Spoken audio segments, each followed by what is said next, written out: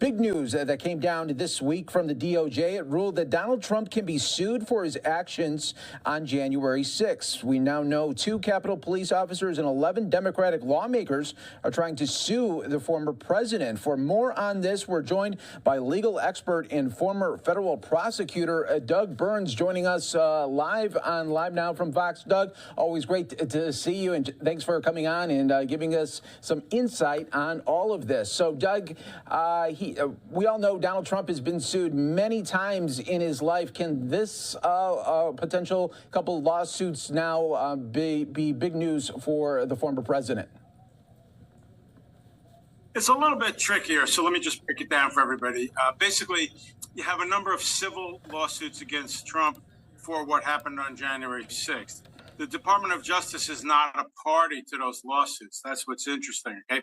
But the court asked for the DOJ to file what we lawyers call an amicus brief, friend of the court.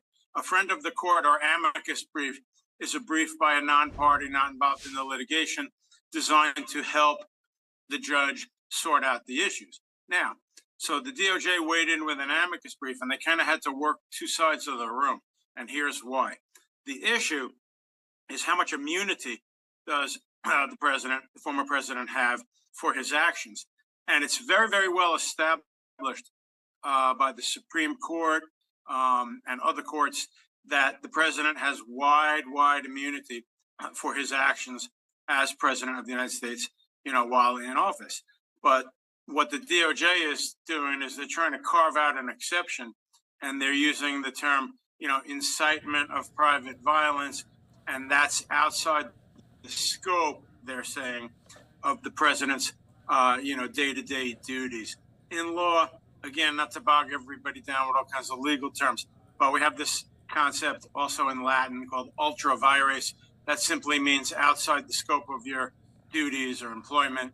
So, classic example, truck driver stops on his own time, goes on a diversion, does something wrong. That's outside the scope of his job and his employment. So if the president, wild classroom hypothetical, Mike, left the White House 2 a.m, stole a candy bar at 7-Eleven, that's outside the scope of his duties. So it's a horse race because you have good arguments on both sides. On one hand, they say it's outside the scope, and he says, no, it's within the scope of my duties. And a lot of people want to know, too, Doug, so all this can happen, and Donald Trump, can, as we know, is a candidate for running again for president of the United States. Does any of this mean that this could potentially stop him in his tracks at any point, or he could still run and continue on his quest to come back to the White House? That's a really good question, and it's a question that you hear bandied about a lot. It's usually bandied about more in a criminal context, and you may have heard the sort of ironic conclusions by legal experts and legal scholars, which is that even if he were to be indicted, even if he were to be convicted, some experts have said it wouldn't prevent him from running for president. So to answer your easier question, and I'm glad it's a little easier, obviously, the pendency of these civil cases does not and will not impact his ability to go forward as a candidate. But it's a question that people are talking about. But that's the legal answer. So real quick, what about the political answer? So if it turns out that, some type of liability is determined right in the election cycle, that's a totally different discussion, obviously, Mike. Yeah, very true. Very true. Great to point that out, Doug. And when we continue to look at this and really look back at the day of January 6th, was it a specific term that the then President Trump used at that speech? A lot of people point to when he used the term fight like hell. Was that one of the things that has a lot of people saying that he had cited this riot and chaos at the Capitol? I mean, people are way too quick with the characterizations. I've made my living for 37 years now, obviously standing in a courtroom. One side, and I'll bring it home to this situation, says he clearly incited all of these people to do this. Is that exactly really what happened? No. And then over here, it's like he didn't do anything at all.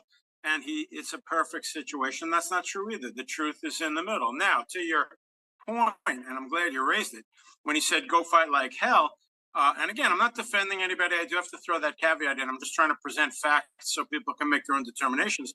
The former president also said, go down there peacefully. You probably remember that. Unfortunately, again, sort of irresistible editorial, that comes across as though I'm somehow defending him. I'm not. I'm just saying that he said over here, go fight like hell. And he said over here, go peacefully. So it's not all in one side and it's not all in the other. Okay, what happened was terrible. Obviously, you don't need me to say that. But at the same time, we see all kinds of very, very glib characterizations of he's the one who incited everything. We lawyers talk about causation. So is he really the direct link, the direct cause?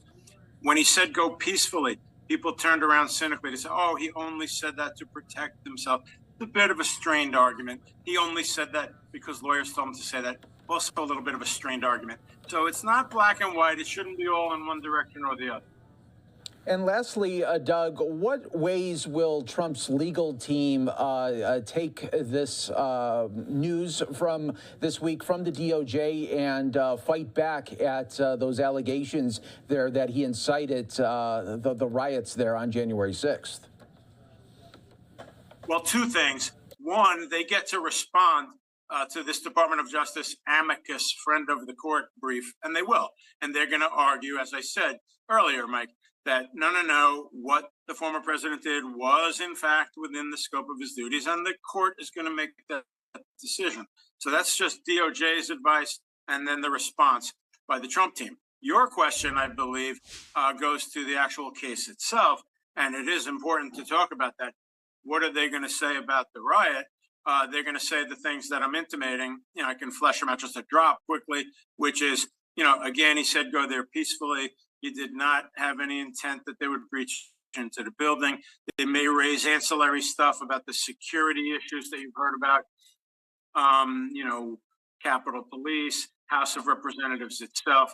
And again, broken record. All anybody asks is air out the issues, present both sides, give each side a chance to fully and fairly argue. You want to argue that Trump incited it?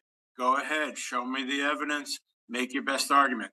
You want to say over here that he didn't and that it was failures of other agencies, make that argument and somebody will decide it, Mike.